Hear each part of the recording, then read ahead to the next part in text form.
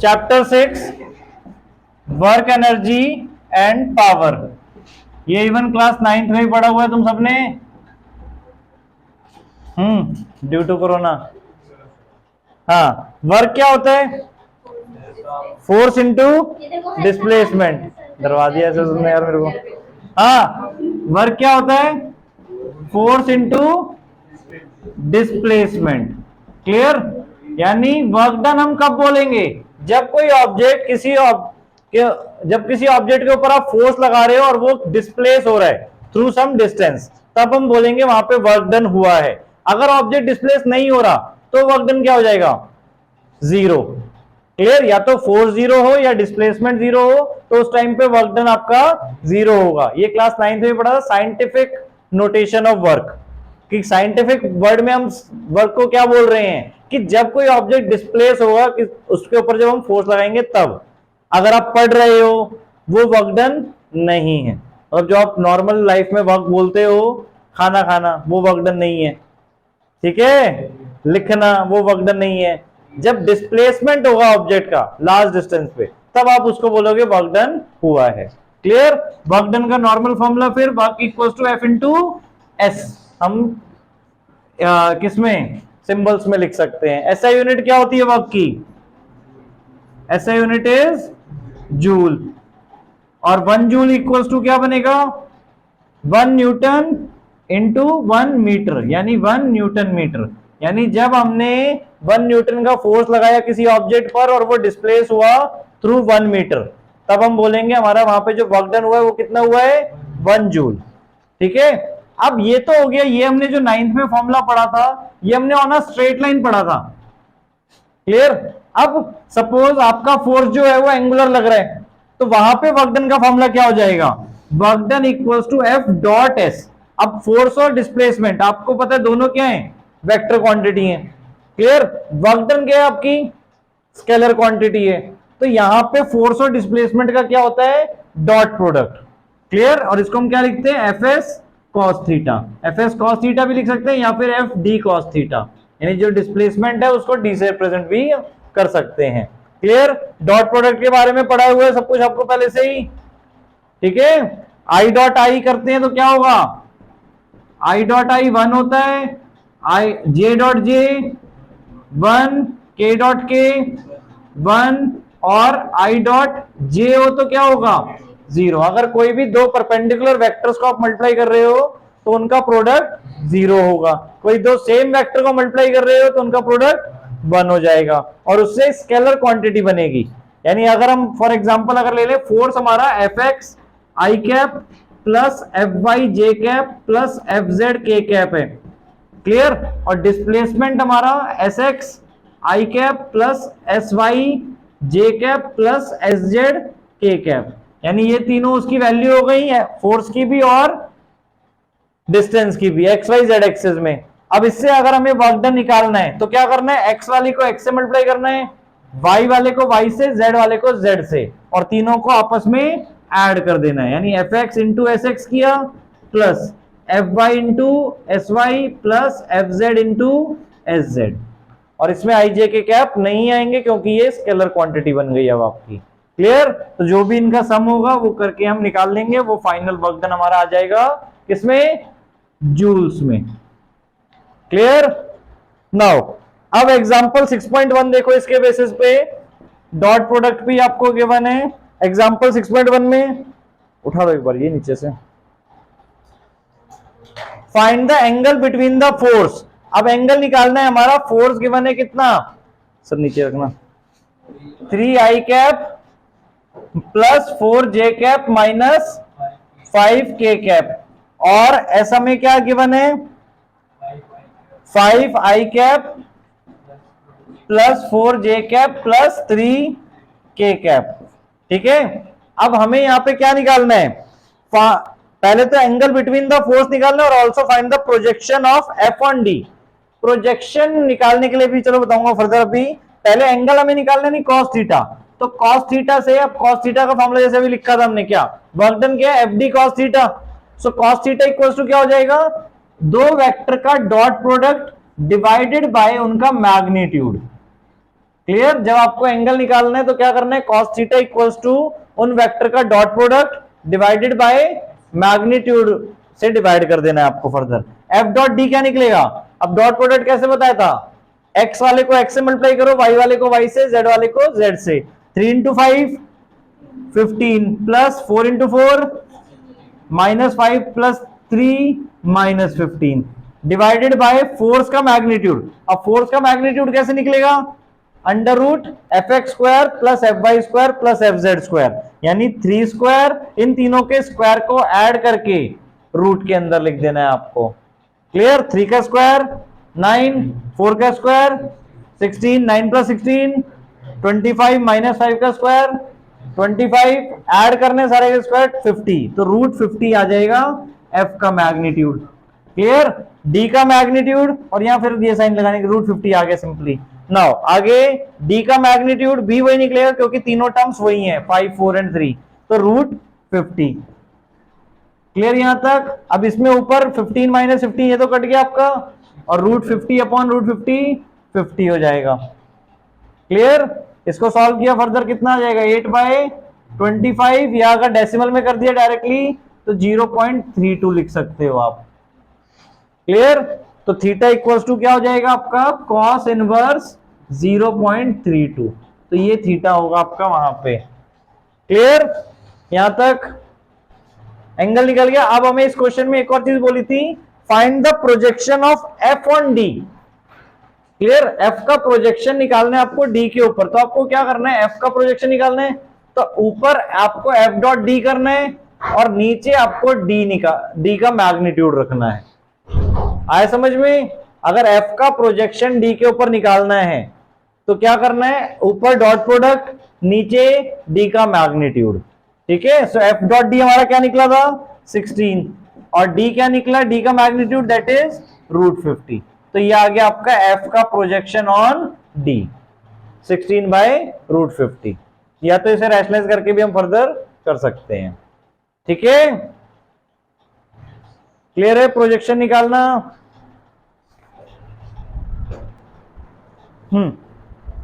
अब आपने class 9th में पढ़ा था वर्क क्या होता है, एनर्जी के बराबर होता है, या एनर्जी वर्क के बराबर होता है, इसलिए दोनों की एसआई यूनिट क्या थी, जूल। अब यहां पर हम वही थ्योरम कर रहे हैं that is work energy theorem, जिसके बेसिस पर हम ये शो कर रहे हैं कि वर्क और एनर्जी आपस में क्या है, इक्वल है।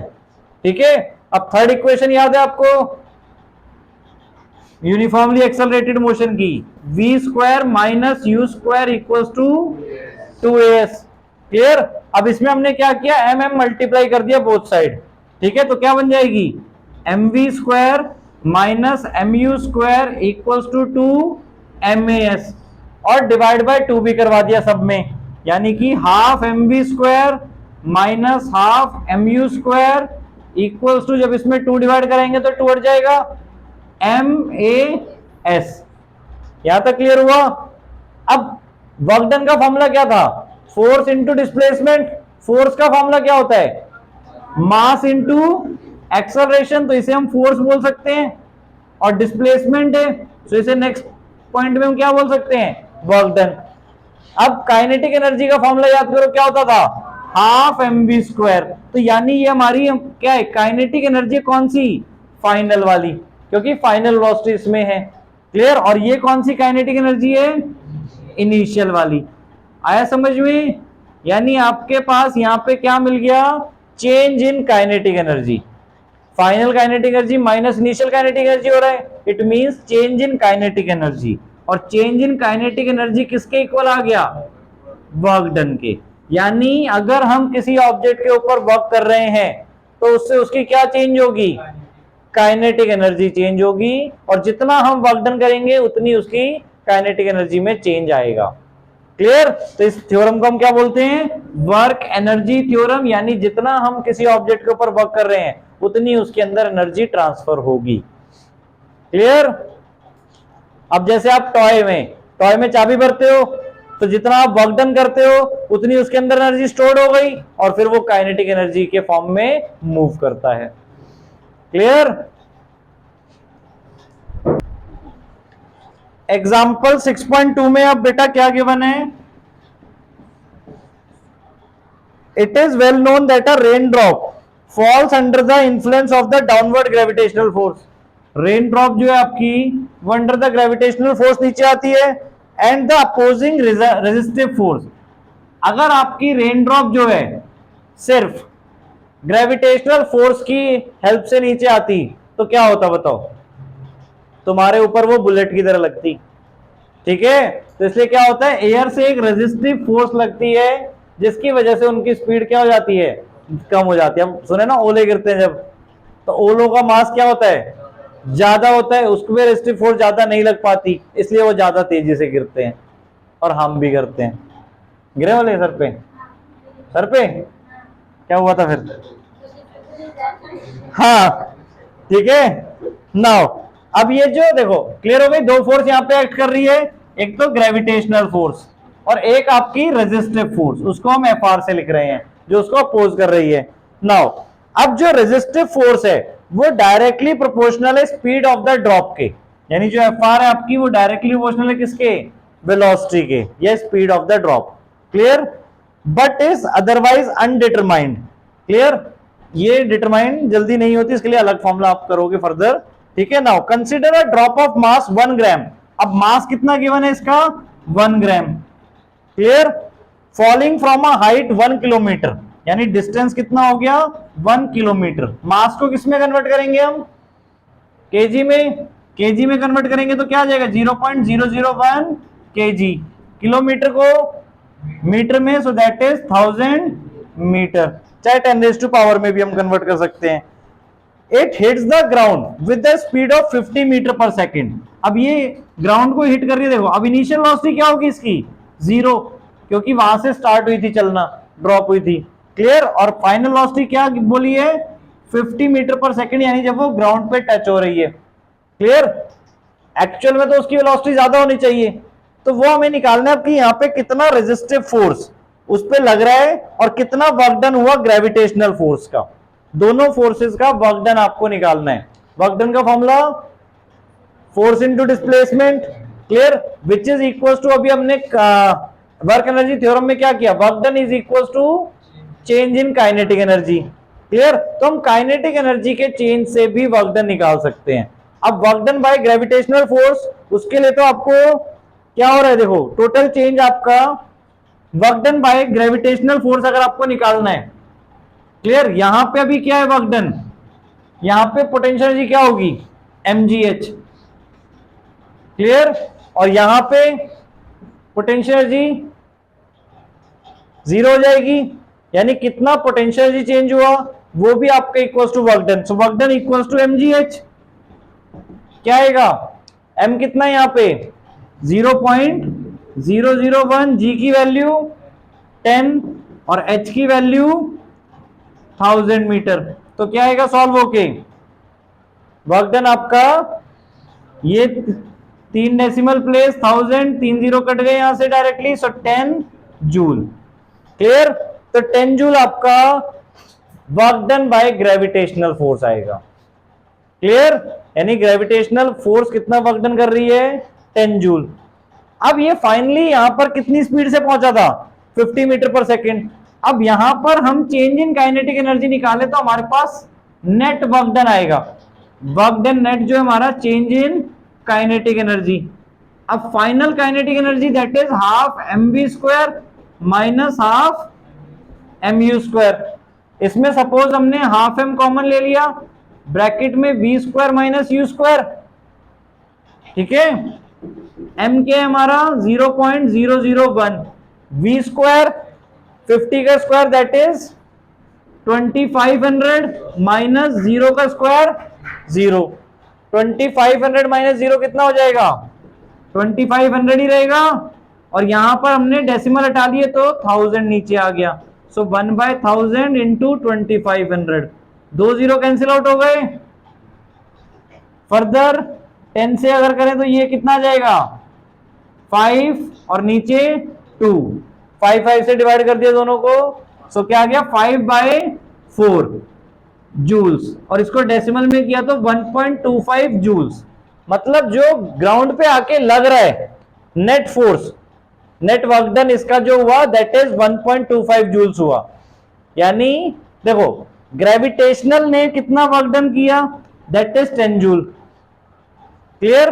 बट नीचे आके ऑब्जर्व कितना हो रहा है वर्क डन, 1.25। रेजिस्टिव ने क्या किया, रोका ना उसे। क्लियर? तो कितना वर्क डन रेजिस्टिव फोर्स ने किया। अब work done by resistive force अगर हम निकाल रहे हैं तो कैसे निकालेंगे, total work done minus work done by gravitational. So 1.25 minus 10 जो कि नेगेटिव में आ जाएगा माइनस 8.75 जूल्स। क्लियर? यानी जो रेजिस्टिव ने वर्क डन किया दैट इज 8.75 किया, और माइनस का मतलब क्या है, in opposite direction of motion. Clear? ऊपर की तरफ किया, ग्रेविटेशनल ने नीचे की तरफ किया, रेजिस्टिव ने ऊपर की तरफ किया। क्लियर? और फाइनल वर्क डन आपका 1.25 जूल हुआ। क्लियर हो गया? अगर फोर्स भी निकालनी होती है हमें तो हम इसी बेसिस पर निकाल सकते हैं फोर्स भी, जो आप चैप्टर 5 में करते थे। क्लियर?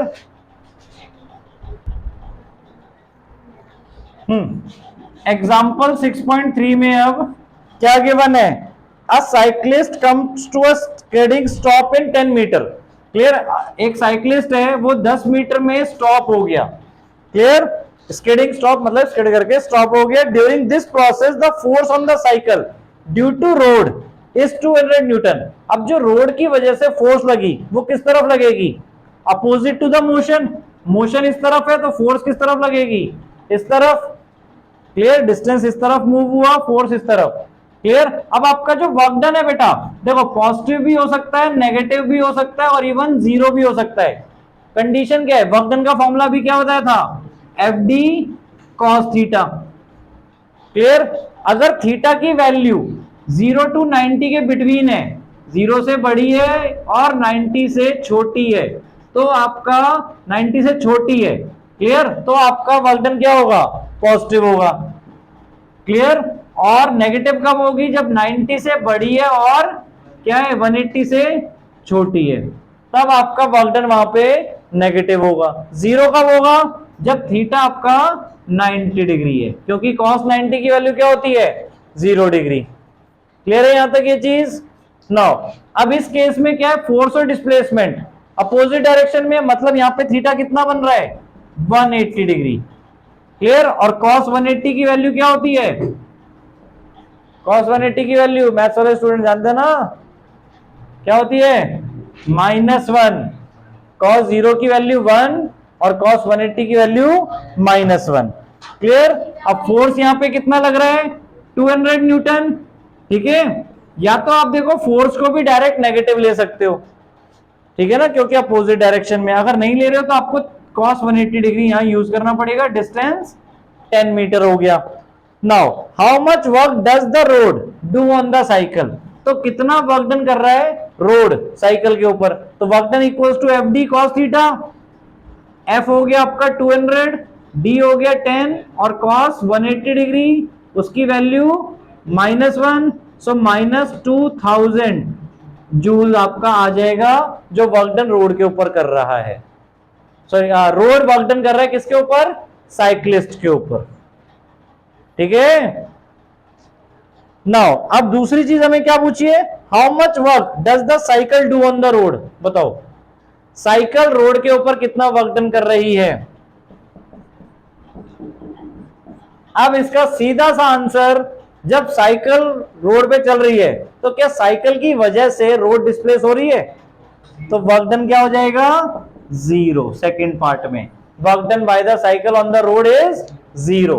रोड की वजह से साइकिल रुक रही है, बट साइकिल की वजह से रोड डिस्प्लेस नहीं हो रही है। क्लियर? तो ये नहीं कि न्यूटन थर्ड लॉ के अकॉर्डिंग आप बोल दो इक्वल एंड अपोजिट हो रहा है दोनों तरफ। Work done equal and opposite नहीं है यहाँ पे। वर्क डन तब होगा जब ऑब्जेक्ट डिस्प्लेस होगा, अगर डिस्प्लेस नहीं हो रहा है तो वर्क डन आपका 0 है। क्लियर दोनों पार्ट? एग्जाम्पल 6.4 में अब बेटा 6.4 में काइनेटिक एनर्जी का फॉर्मूला क्लियर है सबको। काइनेटिक एनर्जी का फॉर्मूला क्या है, हाफ mv²। ठीक है? नाउ एग्जांपल 6.4 में क्या गिवन है, in a ballistics demonstration a police officer fires a bullet of mass 50 gram. तो मास 50 ग्राम की बुलेट फायर की उसने। क्लियर? पुलिस ऑफिसर ने कितनी, इसको हम केजी में कन्वर्ट करेंगे तो क्या करेंगे, डिवाइड बाय 1000, तो क्या आ जाएगा 0.0 0.05 kg. Clear? Now with the speed of 200 metre पर सेकेंड, तो 200 मीटर पर सेकेंड क्या हो गई उसकी, अभी इनिशियल वेलोसिटी बोल दो या वेलोसिटी बोल दो नॉर्मली, 200 मीटर पर सेकेंड.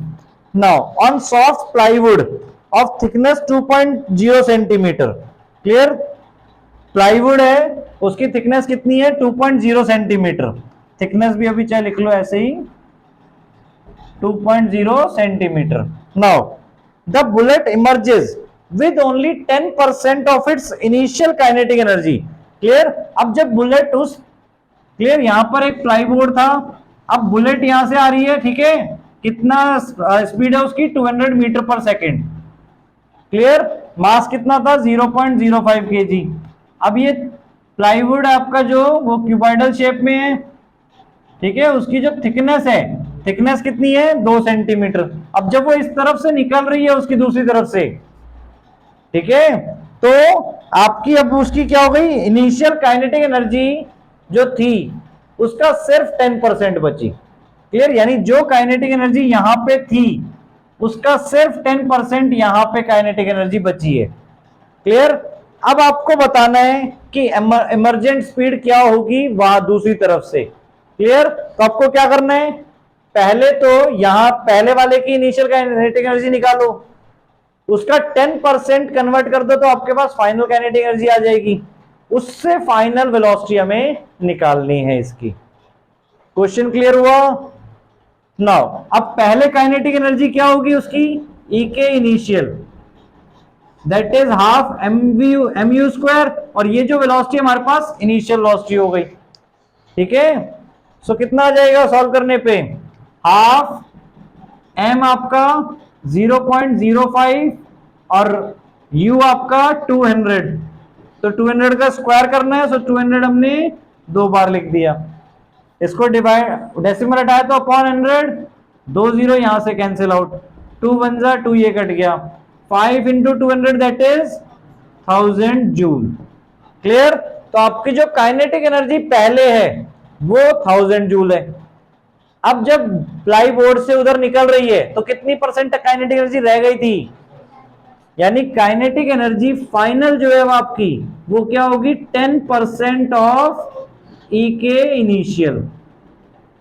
क्लियर? यानी कि 10% ऑफ, 10% का मतलब 10/100, ऑफ का मतलब मल्टीप्लाई, और इनिशियल काइनेटिक एनर्जी 1000. इसको सॉल्व करेंगे तो 100 जूल्स. क्लियर? तो 100 जूल्स काइनेटिक एनर्जी होगी जब वो प्लाई बोर्ड को क्रॉस करके आगे निकलेगी. तो थिकनेस का कोई रोल नहीं है प्लाई बोर्ड का हमारा वहां पे. क्लियर? नाउ अब हमें क्या होता है ना, इमर्जेंट स्पीड, मतलब यहां पर इनिशियल वेलोसिटी ये थी 200, अब यहां से कितनी स्पीड से निकलेगी. सो अगेन काइनेटिक एनर्जी वाला फॉर्मूला, ई के फाइनल हमारे पास गिवन है, that is 100 which is equal to half mv square. Mass तो बुलेट का चेंज नहीं होगा ना, वही रहेगा. So 100 equals to half into mass that is 0.05 into V square. अब इन दोनों को यहां शिफ्ट कराया, so 100 into 2 divide by 0.05, decimal हटाया तो 100 आ गया ऊपर, इक्वल्स टू वी स्क्वायर. 5 से कट कर दिया ये 20, मल्टीप्लाई करने पे क्या आ जाएगा, 4000 इक्वल्स टू वी स्क्वायर. ठीक है, सो v क्या आ जाएगा आपका, अंडर रूट ऑफ 4000. 4000 का रूट सॉल्व करेंगे तो क्या आएगा, 20 रूट 10. 400 20 का स्क्वायर होता है तो 400 इंटू 10 लिख रहे हैं, 400 का रूट 20 हो गया, 20 रूट 10. और रूट 10 को भी अगर आप देखोगे तो 3 पॉइंट समथिंग निकलेगा, कितना, 3.1 निकलेगा अराउंड. ठीक है, तो इसको मल्टीप्लाई करोगे तो क्या बन जाएगा आपका, 62 मीटर पर सेकेंड. तो फाइनल वेलोसिटी 62 मीटर पर सेकेंड हो जाएगी. रूट 10 निकालने के लिए कौन सा लॉन्ग डिवीजन वाला मेथड हम यूज करेंगे. कैसे, 3 पहले लिखा, 3 का स्क्वायर 9, ठीक है ना, इसके स्क्वायर से नीचे रखना है हमें. तो यहां पे क्या बचा, 1, देन 2 जीरोस आ गए, 3 + 3 6 डैश, फर्दर 1 पॉइंट, क्योंकि 2 जीरो आए तो पॉइंट, तो 3.1 देखो, 61 39 बचा, फर्दर 2 जीरो ऊपर से आप जितनी प्लेस तक ले जाना चाहते हो। रूट जनरली हमें 2 प्लेस तक सॉल्व कर सॉरी 1 प्लेस तक सॉल्व करने हैं, ठीक है। सो आपका v आ गया 62 मीटर पर सेकेंड, ठीक है। Now work done bye a variable force, अभी जो हमने पढ़ा वो पढ़ा work done bye a constant force, ठीक है, यानी फोर्स की वैल्यू आपकी फिक्स्ड है। अब वेरिएबल फोर्स होगी तो हम क्या करेंगे, वेरिएबल फोर्स के लिए हम यूज करेंगे इंटीग्रेशन। क्लियर, हमारा फॉर्मूला क्या था, F इंटू एक्स। सो अब वर्क डन हमारा क्या हो जाएगा, integration of F x D x. Clear, अगर आपका सिंगल यानी स्ट्रेट लाइन में ऑब्जेक्ट मूव कर रहा है और उसके ऊपर फोर्स जो है वो क्या है, वेरिएबल लग रहा है, ठीक है, मतलब फोर्स आपका फिक्स नहीं है, चेंज होता जा रहा है अकॉर्डिंग टू डिस्टेंस, तो हम F को क्या कर देंगे, इंटीग्रेट कर देंगे विद रिस्पेक्ट टू x। तो आपका फॉर्मूला क्या हो गया, एफ एक्स डी एक्स, और यहाँ पे x इनिशियल से x फाइनल, ये आपकी लिमिट हो गई कि ऑब्जेक्ट कहां से कहां मूव कर रहा है। क्लियर हो गया। इसी के बेसिस पर देखो अब एग्जांपल 6.5, आपका एग्जांपल 6.5 में क्या दिया हुआ है, या इसको अगर हम रिप्रेजेंट कर रहे हैं ग्राफ के बेसिस पे, ये ग्राफ भी आपका देखो फिगर 6.3 में दिया हुआ है। क्लियर, कि ये ओरिजिन हो गया, ये एक्स आई हो गई आपकी इनिशियल पोजीशन, और ये एक्स एफ यहां से यहां तक जा रहे हैं, और इसमें हम फोर्स को रिप्रेजेंट कर रहे हैं F x. Clear, F x D x. अब सपोज फोर्स आपकी चेंज होते हुए लग रही है, तो यहां से यहां तक आपके ऑब्जेक्ट मूव कर रहा है एक्स आई से एक्स एफ तक, तो ऐसे फोर्स आपकी क्या हुई है, चेंज होते हुए अप्लाई हो रही है उसके ऊपर। तो अब आपको इसमें वर्क डन निकालना है, तो क्या होगा, ग्राफ में आपका जो वर्क डन होगा, एरिया अंडर दी ग्राफ, ये पूरा एरिया जो होगा वो होगा आपका वर्क डन।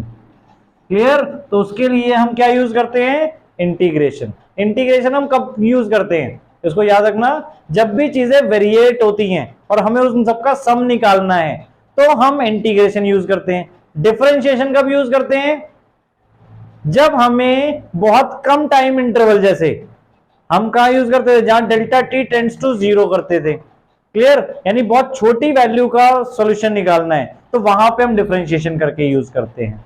क्लियर हो गया, इंटीग्रेशन और डिफरेंशिएशन कहां कहां यूज करेंगे।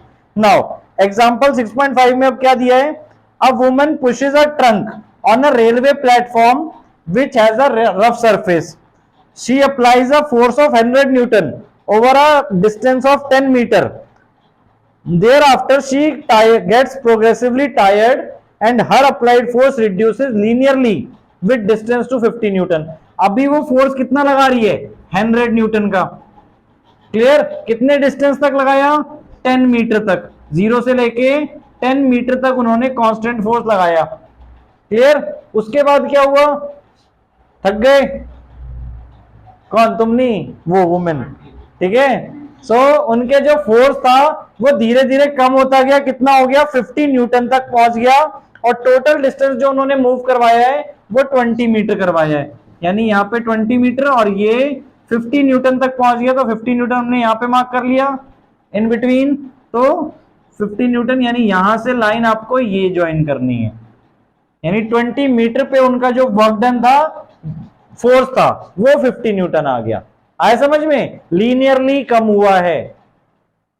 क्लियर, नाउ अब हमें क्या निकालना है, plot the force applied by the women and the frictional force. अब फ्रिक्शनल फोर्स भी यहां पे दिया था, फ्रिक्शनल फोर्स के बारे में कहां बोला था, she applies a force of 100 Newton over a distance, अच्छा लास्ट में दिया है, which is 50 Newton versus displacement. वहां पे जो फ्रिक्शनल फोर्स है वो कितनी है, 50 न्यूटन है। तो फ्रिक्शनल फोर्स क्या होती है, अपोजिट इन डायरेक्शन। क्लियर, तो फ्रिक्शनल फोर्स आपकी नीचे की तरफ हम रिप्रेजेंट करेंगे -50 न्यूटन, ये आपकी फ्रिक्शनल फोर्स हो गई जो कि अप्लाई हो रही है हमेशा ही। फ्रिक्शनल फोर्स तो उतनी रहेगी ना, अब यहाँ पे कौन सा मोशन हो रहा है, काइनेटिक मोशन, तो काइनेटिक फ्रिक्शन आपकी लगेगी यहाँ पे, दैट इज -50 न्यूटन कांस्टेंट। ठीक है, now calculate the work done by the two forces over 20 metre. अब कितना वर्क डन हुआ है ये दोनों फोर्सेस से आपको निकालना है, ठीक है, 20 मीटर में। अब यहां पे जो वर्क डन है, देखो अभी हमने बात क्या की थी, टोटल वर्क डन कैसे निकालेंगे, एरिया अंडर द ग्राफ। मतलब एरिया अंडर द स्लोप जो भी बन रहा है वो आपका टोटल वर्क डन होगा। अब यहां पे हम पहली कंडीशन, ये जो 10 मीटर वाली है, इसका तो हम क्या कर सकते हैं, सीधे रेक्टेंगल फॉर्म हो रहा है आपका, तो रेक्टेंगल क्या होगा, बिल्ली थी।